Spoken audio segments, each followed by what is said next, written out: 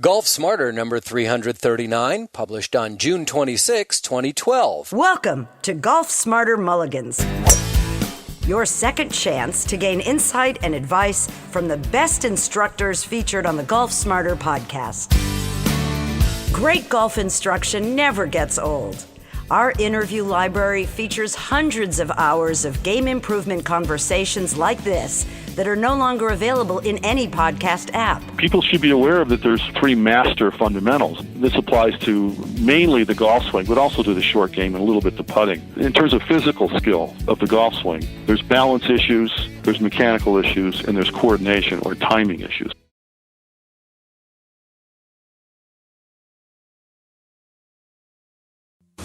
Can swing changes really lower your scores? With Jim Waldron. This is Golf Smarter, sharing tips and insights from golfers and golf professionals to help lower your score. It's worked for your host, Fred Green. Welcome back to the Golf Smarter podcast, Jim. Thanks, Fred. Great to be back with you again. You have a topic in mind and contacted me to cover this. I just love that idea. And that is all about what's been going on with Tiger Woods' swing changes over the last couple of years. But also you wanted to talk about how that affects us as the average golfer. Yeah, how it affects the average golfer and what it takes to make a swing change. You know, what do you have to do to go through this process of working with a teacher, which is in the news right now because especially... You know, we actually talked about doing this before Tiger's win last week in Memorial. Mm-hmm. But how perfect timing! He comes from sort of in the middle of the pack, and then just blows the field away at Memorial, which was kind of cool, I thought. Yeah, and but the press over the number of years over his career, because he's made multiple swing changes, coach changes, and then swing changes. He's done this multiple times, and the press has been relentless on him. Like, why are you doing this? You're the best player out there. Why would you do this? Right. You know, and I find the whole topic of how and why you go about working with a teacher, being one myself, obviously, to make a swing change, to be really fascinating, and also an area that the golfing public is sorely lacking in real knowledge about. And because there's that lack of this sort of body of knowledge, and I'm not talking so much about the technical information, obviously that's part of it, but more about the psychology and the philosophy of how you go about making a swing change, which is very, very seldom discussed. And hence we have this sort of rift between the golf media and Tiger, being the example we're going to use today. Every press conference, they ask him the same question, and he pretty much responds with, you got to give the guy credit, quite a bit more patience than I would have. And he uses the term process a lot. And he used it with when he was with Butch, and he used it with Haney, and now he's using it with Sean Foley. And I'll give you a great example. A couple of weeks ago, I forget what tournament it was. It was the one or two before Memorial. Someone asked him, a reporter, Tiger, I don't understand why you're going through all these technical changes with Sean. Why don't you just go do what you did when you were a kid, when you didn't have a teacher? You weren't thinking mechanics all the time, and you just went out and trusted your swing and played golf. And there was this long pause, and Tiger sort of looked down. And I'm thinking, because I know the history of this guy. And he said what I was thinking. He said, well, first of all, your premise is totally wrong. I've never not had a teacher. I've always worked on the process of making my swing better. My first teacher from age 18 months until about, I think he said like age 7 or 8, was his dad, who was a good player. And then he went to a guy named Rudy Durian. Then he had a guy in high school. And then he went to Butch when he was 17 years old. Then he left Butch, and pretty quickly, I think he was alone for only a year without a teacher. And then he went to Haney, and now he left Haney and went to Foley. So he said, I've always had a teacher. I've always worked on improving my technique. And this idea you guys have that I have this sort of natural talent that if I just stop getting in my own way and go play golf, I'll be perfectly fine, is just basically wrong. Amazing. So where do we go with that? You know, I mean, because when I'm, thinking about it and talking about it and playing with people, I don't think people go the average golfer goes so much through swing changes as tweaks. Correct. And my favorite is when they try to tweak it themselves, thinking they know what's going on. Right.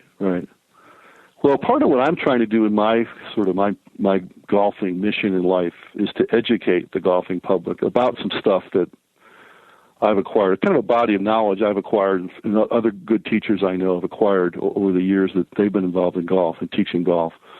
You know, and the average student that I get and that my teaching buddies get just doesn't know this stuff. We talked about this in the past and more about some other areas, but specifically, what does it take in terms of sort of categories of thought? How do you sort of compartmentalize your understanding of what you're about to engage in when you want to improve some aspect of your game? And most often that's improving your ball striking. That's the big demand in the golfing instruction marketplace, is for ball striking improvement, much more than, say, putting improvement or short game improvement or mental game improvement.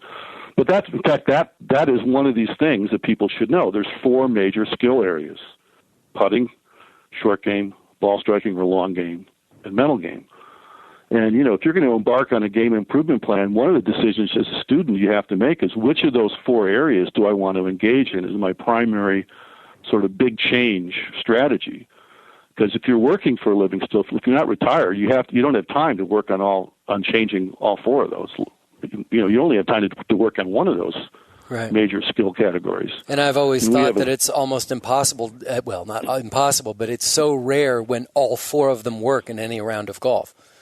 Yeah, that's true too. And, you know, one of my little sort of things, like little bits of wisdom I try to impart is, look, you know, spend 80% roughly of your practice time on the one big change, capital B, capital C, that you're working on in one of those 4 major skill areas, and spend the other 20% of your practice time just trying to maintain your current level of skill in those other 3 skill areas. And just doing that, it just pushes the whole game improvement process to another, a higher level.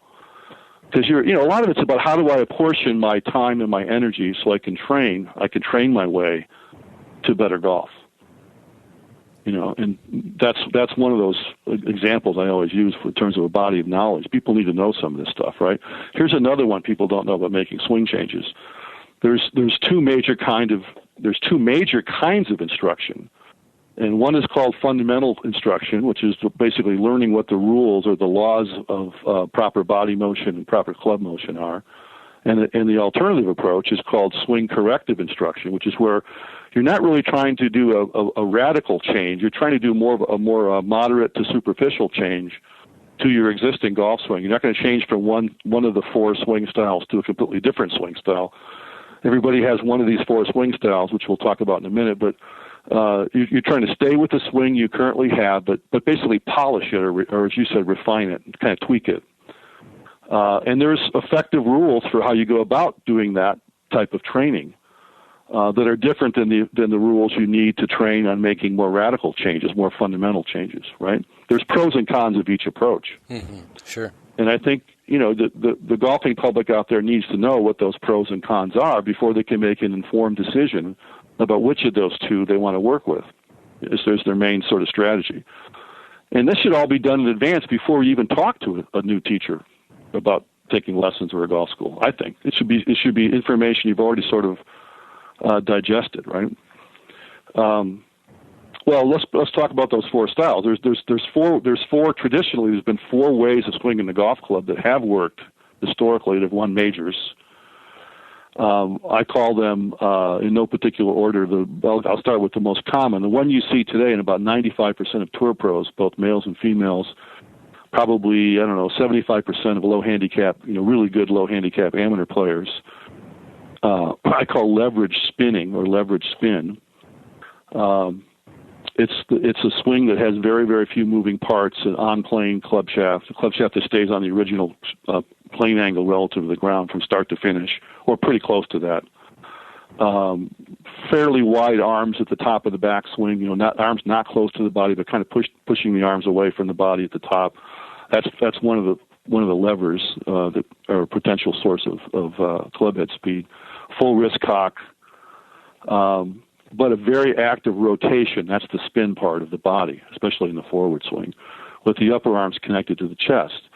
There's an extreme version of that, which is another one of the 4 styles, which is based on Hogan's swing, which is basically not so wide with the arms and even more rotation of the body. That's today's probably Zach Johnson and Jonathan Bird, Chad Campbell are probably 3 modern players who exemplify that style the most. Then there's a style we call the slinging or the throwing style, which is young Jack Nicklaus. The only great player today who's using that, younger player, is Bubba Watson. So there's lots of independent arm motion, lots of independent leg motion. Does Bubba know? Moving. Yeah. Does Bubba even know that he's doing that? I mean, Bubba claims to never take lessons, never look at his swinging video. Yeah, that's something else. I'm willing to buy he's never paid someone who calls himself a teaching pro to take a formal lesson. But don't forget he had a high school golf coach and a college golf coach, and all those guys coached their students. So he's had instruction. I think it's probably been of the more informal variety, more of the swing corrective type as opposed to the fundamental type. But to think that he's never taken a lesson is just ridiculous. Of course he has. It's just they've been informal, you know. The guy's won the Masters. But, I mean, yeah. You don't but get that style is that's the most moving parts, and that's why you don't see it very much anymore because it takes so much more talent and so much more timing to hit the ball solid with that style that it's really a throwback to another era. And you're not going to see that many more people. I mean, the only other guy I can think of who actually uses that style today, he's somewhat of an older player now, almost a senior, is Colin Montgomery. Those are the only 2 guys on the tour today who have won majors with that in the modern era in the last, say, 20 years. God, Colin Montgomery's still playing. Colin Montgomery's still playing on the but tour. He hasn't won in a while. Yeah, I mean, he's still playing. Haven't heard his name in a while. Yeah, I know. And then there's what I call a thrusting, and sometimes I call it a hitting style, which is guys who are extreme endomorph, which are the most inflexible of the 3 body types. They tend to have deep barrel type chests, wide shoulder girdles. Overall, they lack a lot of flexibility, so they can't use a rotary style swing because they don't have the flexibility to rotate. And so someone like Rocco Mediate or who else is Duffy Waldorf or Craig Stadler. They do what I call a thrust style. They still pivot, don't get me wrong. I mean, all 4 styles use the pivot as the primary source of power, but these are more secondary differences we're talking about. Anyhow, so, you got to decide which of those 4 styles you're going to use, because some teachers only teach one of the 4, and they don't teach the other 3 at all.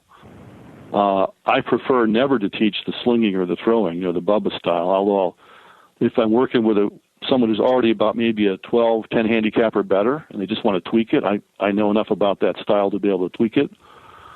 But if someone's higher than a 12, or roughly a 12, I'll usually try to change into a simpler method. If they're willing to put the time in, obviously, because it takes time to make the swing change, which is what one of the big things I wanted to talk about. Tiger brings it up. He says, hey guys, it takes time. I'm changing a neuromuscular path, or several neuromuscular pathways from my existing old style neuromuscular pathways, and that literally takes lots and lots of repetitions, lots of patience, lots of persistence, lots of perseverance, and eventually I'll form either a dominant habit or a close to dominant habit, which is apparently what he's doing now with this second win of the year in Memorial, which he led in greens and regulation, he led in total driving, he led in driving distance. He hit a ton of fairways with his driver, which always in the past that was his big weakness. Yeah, traditionally that's not what he does the best. Yeah. Yeah. It looks like it also looked in that event that he led in confidence too. Yes, I was just going to say, and that's the other big issue, and that's one of those chicken and egg arguments. So how do you get confidence? Right. And I always talk about the John Wooden, Bobby Knight basketball, 2 opposing ideas about confidence.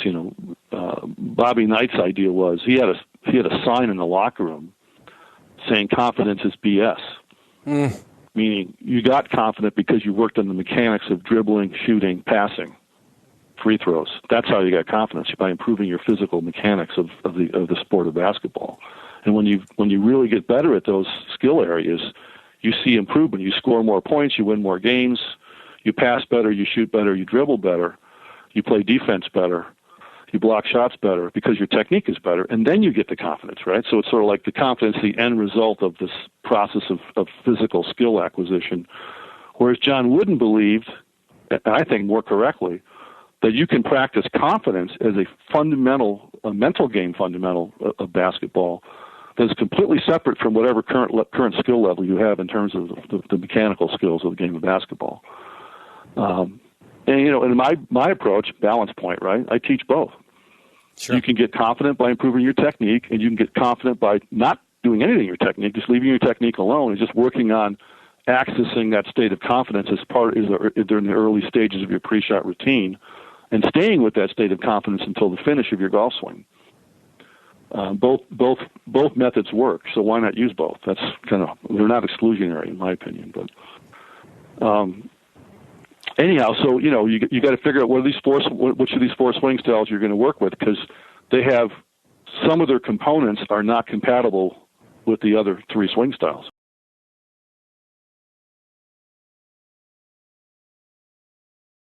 Can the recreational golfer, the average golfer, can they determine for themselves which one that they want to do?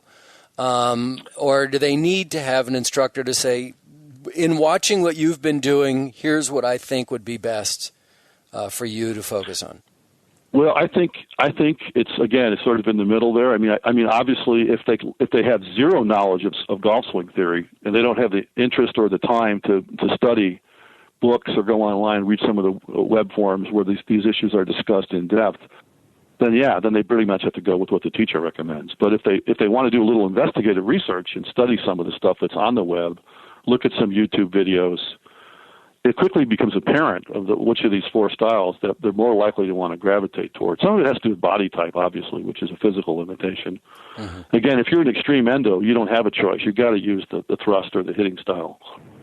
If you're a moderate endo, the only style that's probably going to work for you is the leverage spin. The only people that can do the ultra spin, which is the Hogan 4.0, the modern version of the Hogan swing, are people who are extremely flexible with extremely strong cores and have a natural ability to rotate or to turn their body on the forward swing, especially at a very fast tempo. So fast tempo is part of that type of ultra spin swing style. And my guess is I'm sorry. My guess is that comes from starting to play golf when you're very young. I mean, you pick up the game. Pick up the game, and later in life, I've talked about. I started when I was playing 40. I got an email from a listener recently who said, "I beat you. I started playing when I was 60." Wow. Yeah. I mean, but it's not those. We're not those kind that are going to be the ultra flexible. Correct. Well, that's why I tell most people, I just say, look, of the four styles, probably 95% or more of the population should choose the leverage spin. It's actually the easiest to learn of the four by far. Mm-hmm. Takes the least amount of practice time to get pretty good at, and you can do it with any body type except the extreme endomorph. And extreme endomorphs are probably less than 1% of the population. So. But the reason I say that is you may go to a teacher who only teaches the old 1960s leg drive, reverse C, Johnny Miller, Tony Lima, Jack Nicklaus slinging or throwing style. That's there are older teachers, guys my age who are a little older, who only teach that. And they'll tell you to drive your legs for power. They'll tell you to swing your arms across your chest through impact. A lot of stuff that I think is, it takes well above average athletic ability to do well and still hit the ball solid. Although obviously Bubba does it, right? He's sort of like a freak of nature, right? But for the average person, the average person is already kind of doing sort of the natural golf swing that everybody brings to the table, except for extreme endomorphs, is the slinging style. It's a very leggy, very armsy type of swing, and the practice ranges of the entire planet are full of people who are 25 handicaps and higher who are trying to do that swing style. And they're never going to get any better, no matter how much they practice. So, obviously, I'm not a fan of that one. Right. Because, again, it's from a biomechanical standpoint, it has the most moving parts. It tends to be the hardest to stay in balance.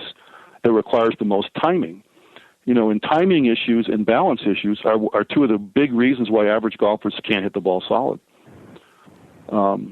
Anyhow, so that's stuff you have to know. Either whether you work directly with a teacher or without a teacher, you've got to know that there's these four main styles and what the pros and cons of each, and then you got to decide: do I want to do a tweaking or a corrective type approach, which is more about finding one or more flaws and then doing basically the opposite. So it's the old saying in golf: how do you teach people not to slice?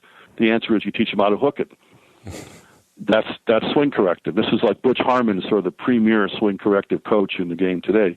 Not that he doesn't teach some of the fundamentals. Obviously, he does that as well. But once the grip is there, the grip pressure, the spine angle, the posture, the setup, some of the basic balance stuff, he basically does what his dad taught him to do, which is find what the person's doing wrong and get him to stop doing it. Right?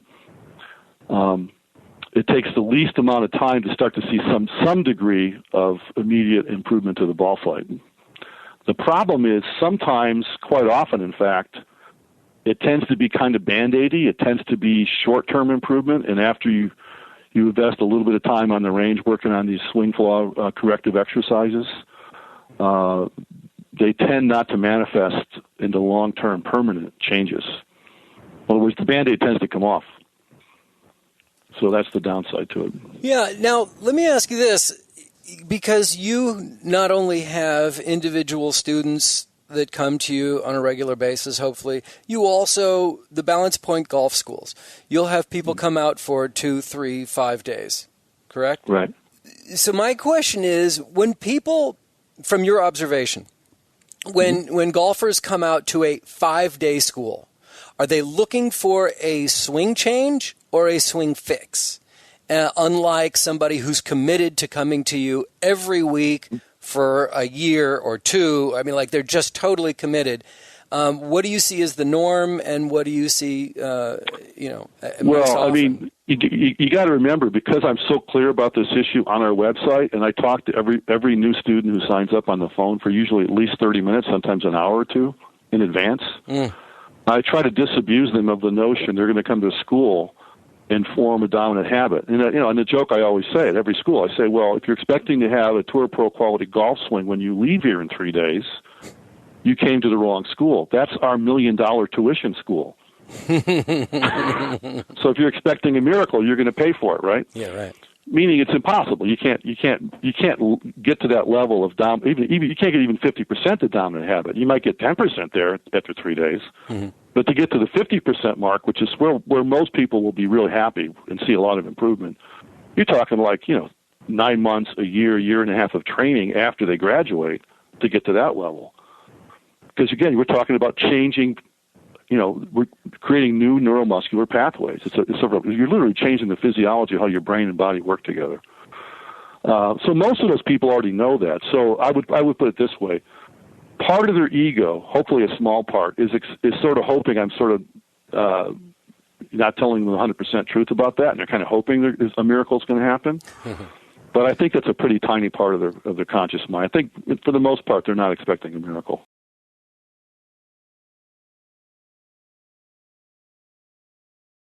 In my mind, golf schools, you can correct, you can fix, you can learn a lot, but then you have to go back and work on it on your own. I mean, correct. And I know that you will continue the conversation. You will look at videos, of people, but still, you're not there. And really, I really believe that if you're going to be working with a coach, you're not going to learn a lot. You're not going to be able to correct things by watching YouTube videos or the Golf Channel. You really need to have somebody who's going to be there and hold your hand and literally hold your hands and guide your hands, get you through that. Yeah, that's right. So we tell people you need follow-up lessons, either in person or by YouTube, where we talk on the phone after I analyze, which works fine for people who've been through the program because they have all the conceptual knowledge. They know.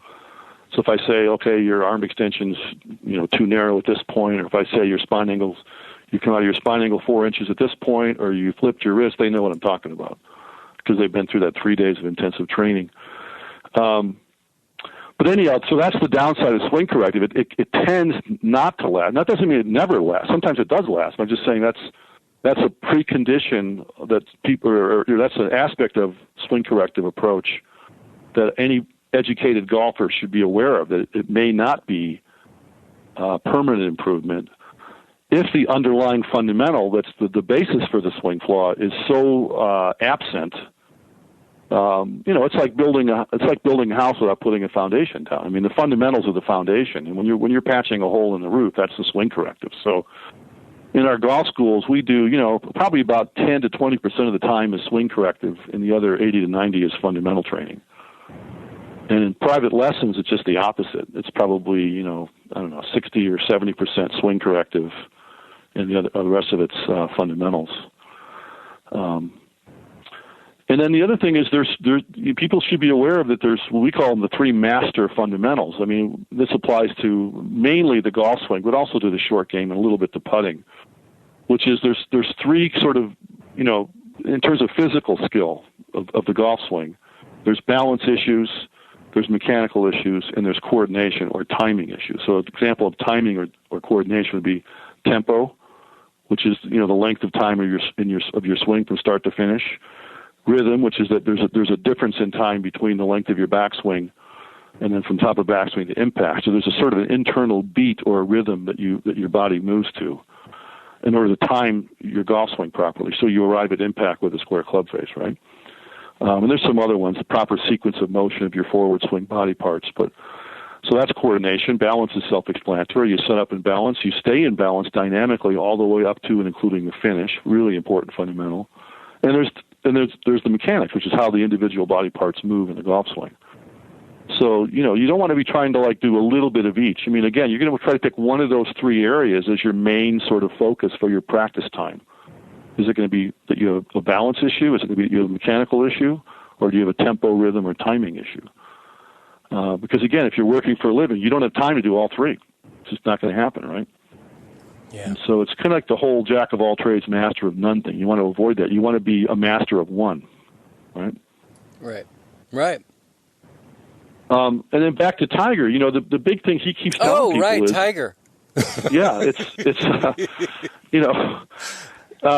he obviously has done exactly what I do in my golf schools. If you study what he's done with Foley, now they keep it pretty close to their vest, both he and Foley, but they have done enough interviews with individual journalists and plus the press conferences. They've let some of the information they're working on kind of leak out. And so apparently what it is it's sort of a kind of maybe, I don't know what the exact percentage is, but it looks like it's close to 50-50. It's like roughly 50% radical swing changes for Tiger, which you can clearly see now. If you look at his swing now on YouTube from last week in slow-mo, and look in 2000 when he was winning everything. Yeah, and when you say last week again, let's clarify that we're talking about the Memorial in May of 2012. Correct. Versus the swing in 2000. Yeah. Okay. But the point is, if you compare that swing, this present-day swing, to 12 years ago, it doesn't even look like the same person. It's completely different. And in my opinion, it's much, much better. It's better from a biomechanical standpoint. It's better from a geometry standpoint. The club shaft stays on plane throughout the swing. For his old swing, it was moving around a lot. It made a lot of shifts and loops and kind of dips. And his old swing was way more leggy and especially more armsy. He's basically got his arms under control. That was probably the biggest things that I know of. Again, they may have been working on stuff they haven't told anybody about. I can't, I'm not inside Sean Foley's head or in Tiger's head, so I'm sort of guessing here. I'm speculating, but what I can see so far is that, and they have talked about this a little bit, is the biggest difference is his arms are trailing the right amount behind his body, not too far behind, which is what his big problem was before, on the way down, and then he would pull his arms across his chest, trying to get him to catch up with his body, and if he did it too much, he'd hit a pull hook. If he didn't do enough, he'd hit a push or a block slice. They fixed that lack of synchronization issue between his arm motion and the downswing and his body motion. So now his body and arms are more in sync. The club is more in front of his body, and he doesn't have to sling his arms across his chest to try to square the face. All he's doing is turning his body while his upper arms stay glued to his chest, kind of like how Hogan discovered back in the 1930s. So he's more connected on the forward swing through impact. That's the number one biggest change. And the other is more of a swing corrective. He's not dropping his spine angle like he used to. If you looked at him, even for a few months ago when he was kind of in a bit of a slump there, and some of those shots they showed on the TV broadcast, he was dropping. He was increasing the angle of his spine forward toward the ground by like 10 inches. So if he doesn't stand up by at least by 6 or 7 inches, he's going to hit it really fat, right? He's going to drive the club directly into the ground, which he would occasionally do. He would occasionally hit a driver where the club would bounce off the ground like 5-6 inches behind the ball. Something that we do all the time. Yeah, the average people do, right? Oh my God, yes. So although for a different reason. Most people don't increase their spine. The average person listening to this broadcast does the opposite of Tiger's Flow. Instead of increasing their spine angle, they're coming out of it. Mm-hmm. And the reason they hit the ground is because they throw their wrist cock angle away way before their hands get below waist high in the downswing. Anytime you stay in your spine angle, don't dip, don't stand up, stay level, but you throw your wrist cock angle away before your hands pass below waist high in the downswing, you're going to steepen the club shaft plane angle. The shaft's going to get more upright relative to the ground than it was when you started. In effect, it's going to get 2, 3, 4 inches longer in effective length, which means you're going to hit the ground, mm-hmm. right? Mm-hmm. That's one common reason why average golfers hit it fat. Mm-hmm. So anyhow, so that's what I see. He's less armsy. He's fixed, not completely, but he's much better on the spine angle issue. And the other big change is hold that thought, which is sort of hold that thought. Other big because we've hit our time limit here, and please hold that thought. And I would love to continue the conversation on a members only episode. Could you hang around? And we continue this? I'll do it. Awesome. Yeah, it'll be fun. Jim, we will continue this conversation on the next episode of the Golf Smarter podcast, please. Fantastic.